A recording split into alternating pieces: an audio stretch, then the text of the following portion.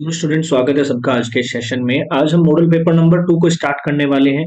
जिसने भी पहला मॉडल पेपर नहीं देखा है जाकर आप चेकआउट कर सकते हैं। यहाँ पर प्लेलिस्ट आपको मिल जाएगी 2025 मॉडल पेपर के नाम से। तो जाके जरूर से देखिए और सीखिए क्या नई चीजें हैं, क्या क्या आपको ध्यान में रखना है जब आपके फाइनल एग्जाम्स होंगे उससे पहले। आज हम एक एक नंबर के ही सवाल करेंगे, जो एमसीक्यूज है या फिलिंग द ब्लैंक्स है उसको ध्यान से समझेंगे, कॉन्सेप्ट क्या हमसे। और यहाँ से डेफिनेटली एग्जाम्स में ही क्वेश्चन आने वाले हैं, डायरेक्ट आपको बेनिफिट होने वाला है। देखिए, पहला सवाल ध्यान से समझिएगा। इस सवाल में हमें क्या कहा जा रहा है? The LCM of A is A and 18 is 36। अब देखो, सवाल जरूरी नहीं है, बिल्कुल सीधा सीधा सवाल आए। एलसीएम किसका किसका दे रखा है? A and 18। ये कोई दो नंबर नहीं होंगे। इनका हमें क्या दे रखा है? एलसीएम कितना दे रखा है? 36। एंड एचसीएफ क्या दे रखा है? इन्हीं दोनों नंबर का हमें एचसीएफ भी दे रखा है। कितना दे रखा है? 2 दे रखा है। Then find the value of A. अब आप सोचोगे कि सर ये कैसे निकलेगा? तो मैंने आपको एक फॉर्मूला बताया था कि एचसीएफ और जो एलसीएम का प्रोडक्ट होता है, ठीक है, एचसीएम और एचसीएफ और एलसीएम का प्रोडक्ट होता है, वो किसके बराबर होता है? दो नंबर के प्रोडक्ट के, टू नंबर प्रोडक्ट के बराबर होता है। एचसीएफ कितना है? यहाँ पर 2 है। एलसीएम यहाँ पर कितना है? 36 है। और दोनों नंबर कितने हैं? एक ए है और एक 18 है। यहां से आप आराम से क्या कर सकते हो? ए की वैल्यू फाइंड आउट कर सकते हो। इसको काट देंगे, कितना आएगा? 2 आएगा। तो सीधा सीधा ए की वैल्यू कितनी इस सवाल में हमारे पास मिल जाएगी? 4। तो इस फॉर्मूले को बहुत ध्यान में रखना है आपको, बहुत बार यूज होगा ये फॉर्मूला। पहली एक्सरसाइज है, which of the following is not a binomial polynomial. ठीक है, बाइनोमियल, ठीक है, बाइनोमियल देखो तीन होते हैं। एक तो मोनोमियल होता है, ध्यान दीजिएगा, एक बाइनोमियल होता है, ठीक है, बाइनोमियल होता है, और एक हमारे पास होता है ट्राइनोमियल। ये आपने क्लास 9th में पढ़ा होगा मेरे ख्याल से।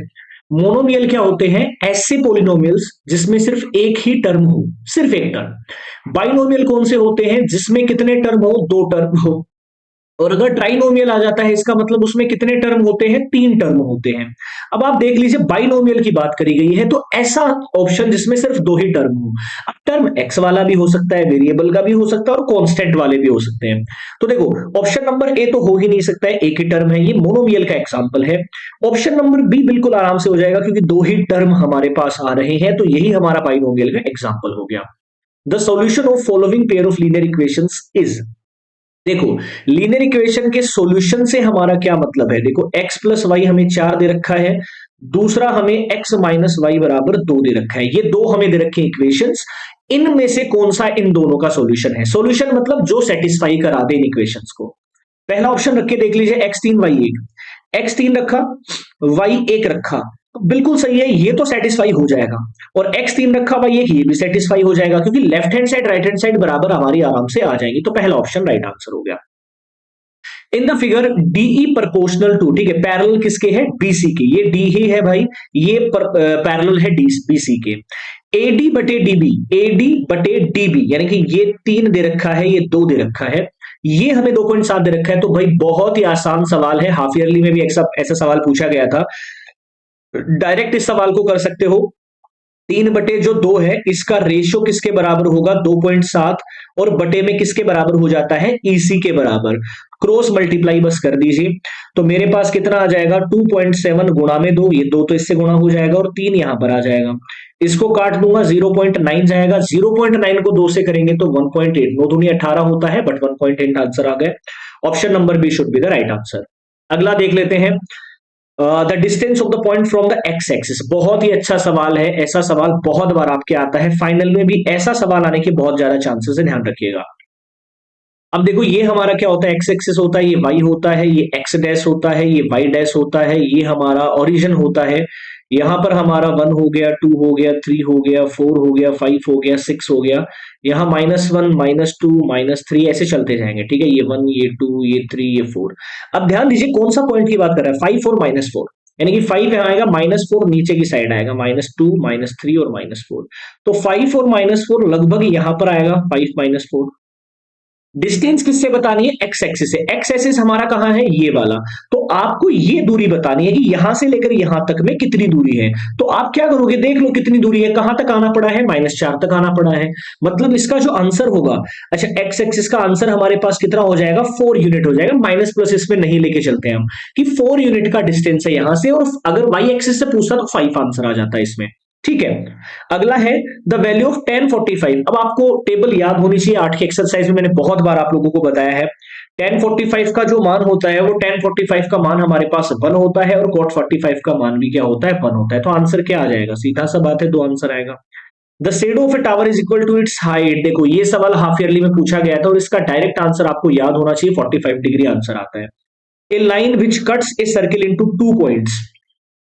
एक लाइन है जो सर्किल को 2 पॉइंट्स में कट कर रही है, उसको हम क्या बोलते हैं, तो उसको हम सीकेंट बोलते हैं। ठीक है, उस लाइन को हम क्या बोलते हैं, सीकेंट बोलते हैं।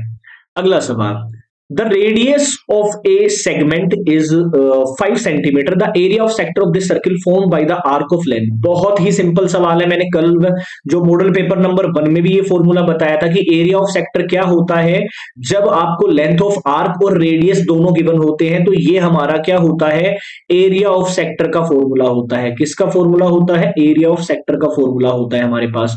तो 1/2 एरिया ऑफ ये हमारा 9 है और ये रेडियस हमें 5 दिया गया है। 45 डिवाइडेड बाई 2 आ जाएगा, तो 22.5 हमारे पास क्या आएगा, एरिया ऑफ सेक्टर आएगा यहां पर। बहुत सरल सवाल है, इस फॉर्मूले को आप रट लीजिए, ये आएगा, बार बार यूज होगा। ए कोड of a circle whose length is twice. एक सर्किल की क्या बोल रहा है, एक सर्किल की जो कोड है वो क्या बोल रहे हैं, which whose length is twice the radius. भाई उसको हम क्या बोलते हैं, रेडियस का दुगना तो सबको पता है डायमीटर ही होता है, तो ये तो सोचने वाली बात नहीं थी इसमें। if radius curved surface and volume of a solid sphere respectively r and s, ठीक है, यहां पर हमारे पास एंड v, ठीक है, r s and v, radius curved surface और ये दे रखा है, तो the correct relation among these will be, कि तीनों के बीच में हमारा क्या रिलेशन होने वाला है। तो भाई सिंपल सी बात है, देखिए आपको क्या पता है कि जो कर्व्ड सरफेस एरिया होता है ना, किसकी बात करी जा रही है, अच्छा इसमें स्पेयर की, सॉलिड स्पेयर की, तो इसका फॉर्मूला होता है 4 पाई r स्क्वायर। समझ रहे हो मेरी बात, s बराबर हमारे पास क्या है, 4 पाई r स्क्वायर। इसके बाद में हमारे पास इसकी वॉल्यूम क्या होती है, वॉल्यूम होती है 4/3 पाई r क्यूब। अब रिलेशन हमें बताना है, तो एक चीज तो आपके पास ये है कि आप इसमें क्या कर सकते हो कि ऑप्शंस में रख के देख सकते हो। जैसे पहला ऑप्शन हमारे पास क्या है, 3r बराबर vs, ठीक है, तो 3r ऐसे कैसे रखो, v कितना है 4/3 पाई r क्यूब, इसको गुणा किससे कर दीजिए, 4 पाई r स्क्वायर से। कुछ अगर कटता है तो उसमें काट दीजिए, नहीं कटता है तो नहीं, तो ये ऑप्शन तो हमारा नहीं होगा इसमें, ठीक है, क्योंकि लेफ्ट हैंड राइट हैंड बराबर इसमें नहीं आएंगे। दूसरा हमारे पास देख लेते हैं 3r इंटू में s, 4 पाई r स्क्वायर बराबर में, और इस साइड में हम अगर अकेला v रखते हैं तो भैया ये भी नहीं हो पाएगा, क्योंकि यहां से भी बराबर नहीं होगा, 12 पाई r क्यूब आएगा, इधर 4/3 पाई r क्यूब आ रहा है। अब v को इस साइड रख लीजिए, तो 3r गुणा में क्या आ जाएगा, 4/3 पाई r क्यूब, और बराबर इधर कितना आ जाएगा, 4 पाई r स्क्वायर। इससे ये कट जाएगा, हमारे पास यहां पर तो आ जाएगा 4 पाई r⁴ और इधर आएगा 4 पाई r स्क्वायर, ये भी हमारा नहीं आएगा। तो एक ही ऑप्शन आपके पास बचता है, option number D should be the right answer. In a throw of a dice, dice वाला फिर से आ गया, determine the probability getting a number more than 4, 4 से बड़ा। तो एक डाइस को उछालते हैं तो टोटल नंबर कितने आते हैं मेरे पास, 1 से 6 आते हैं। अब 4 से बड़ा 2 ही नंबर बचते हैं, तो आंसर क्या आ जाएगा, 2/6, 1/3 आंसर आ जाएगा, ठीक है। Number n² - 1 is divisible by 8 if n is a। भाई रख के देख सकते हैं, नेचुरल नंबर अगर मैं n रख रहा हूं, यहां पर देखिए 1 अगर मैं रख रहा हूं यहाँ पे, तो 1 में से 1 गया 0, 2 रखेंगे तो नहीं डिवाइड होगा, तो नेचुरल नंबर तो नहीं होगा हमारे पास में। इवन नंबर देख लेते हैं, 2 रखते हैं हम, 2 दूनी 4 -1 नहीं होगा, ओड नंबर 1 रखते नहीं होगा, इंटीजर अगर वो डिविजिबल है, ठीक है, अगर वो डिविजिबल अगर आ रहा है तो मैं n की वैल्यू यहां पर अगर रखता हूं 9, ठीक है, 9 अगर मैं रखता हूं n की वैल्यू तो 8 बचेगा। इसके बाद में अगर हम 9 के बाद में 11 रखते हैं तो 11 का स्क्वायर 121 -1 यानी कि 120 आएगा, यहाँ पे 8 का भाग जाएगा, बिल्कुल जाएगा, मतलब ओड नंबर होगा, सिंपल सी बात है, ठीक है, ओड नंबर्स आप रख सकते हैं। Number of zeros of the polynomial, देखिए जिसकी भी हाईएस्ट पावर जो डिग्री होती है किसी पोलिनोमियल की, उतने ही जीरोस भी हो सकते हैं। तो अगर मैं इस पोलिनोमियल की बात करूं, इसमें डिग्री कितनी है, 2, तो इसका आंसर भी कितना आएगा, 2 आएगा। इफ x बराबर 12 in the equation x/6 -6 + 10y बराबर 10, तो y की वैल्यू, x की वैल्यू देकर आपको क्या पूछ रहा है, y की वैल्यू, तो x/-6 + 10y बराबर 10, तो x 12 रख दीजिए, 12/-6 प्लस 10y बराबर 10, ये काटेंगे माइनस का 2 आएगा, उधर जाके प्लस का 2 हो जाएगा, यानी कि 10y बराबर 12, y की वैल्यू आ जाएगा 12/10 यानी कि 6/5, y हमारा आएगा 6/5। In a triangle ABC and D E F, दो ट्राइंगल बना लीजिए एबीसी और दूसरा ट्राइंगल कौन सा है डी ई एफ, ये ए हो गया, ये बी हो गया, ये सी हो गया, ये डी हो गया, ये ई हो गया, ये एफ हो गया। ए बी बटे डी ई, ए बी बटे डी किसके बराबर है, बीसी बटे में ई एफ के बराबर है। देन देर आर सिमिलर, कब सिमिलर हमारे पास ये होंगे, जब एंगल बी और एंगल ई हमारा क्या हो जाएगा बराबर, और कौन से रूल से होंगे फिर ये एस ए एस रूल से होंगे। सिमिलरिटी में रूल्स भी आपको ध्यान रखने हैं, डबल ए रूल हमारा होता है, ट्रिपल ए रूल होता है, एस एस एस होता है, एस ए एस रूल होता है, तो ये सारे रूल्स भी आपको बताना चाहिए। जैसे हमने कॉन्ग्रुएंसी में पढ़ा था वैसे ही कुछ यहां पर भी है, तो बी और ई आंसर इसका आना चाहिए, ऑप्शन नंबर ए। अगला देख लेते हैं, if the shadow of a 6 metre high pole, एक 6 मीटर का हाई पोल है, ये 6 मीटर है, इसकी शैडो बन रही है और कितना दूरी पर बन रही है, 2√3, ठीक है, पोल इज इतने metre long, then the angle of elevation of the sun, यानी कि हमें क्या बताना है, ये थीटा बताना है। अब आपको पता होना चाहिए कि परपेंडिकुलर, इस थीटा के लिए यही परपेंडिकुलर होगा, ये बेस होगा, तो टेन थीटा यूज कर सकते हैं आराम से, बेस बटे परपेंडिकुलर अपॉन में बेस, इसको काटेंगे 3 आएगा, टेन थीटा कितना आ जाएगा, 3√3, इसका रेशनलाइजेशन करेंगे √3 आएगा।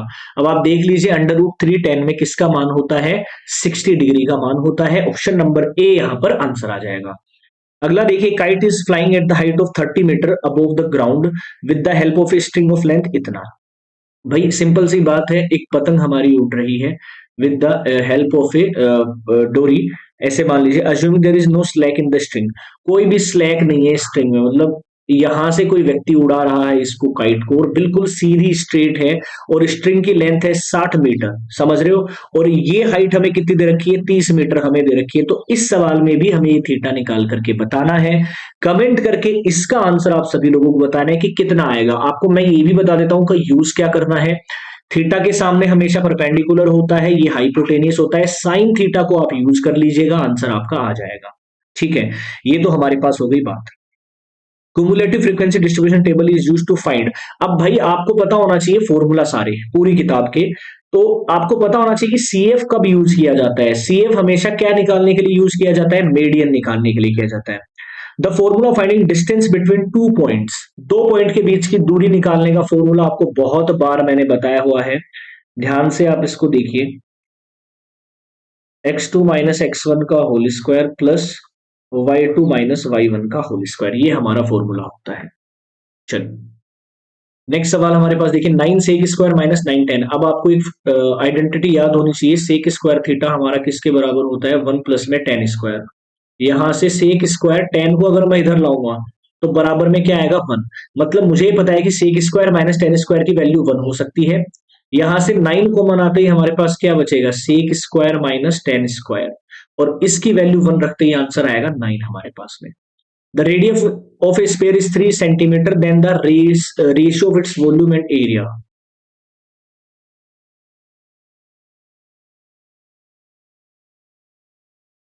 रेडियस 3 सेंटीमीटर और वॉल्यूम हमारे पास कितनी होती है स्पेयर की, 4/3 पाई r क्यूब, और एरिया हमारे पास क्या होता है, डिवाइडेड बाई एस, एरिया हमारे पास होता है 4 पाई r स्क्वायर, ठीक है।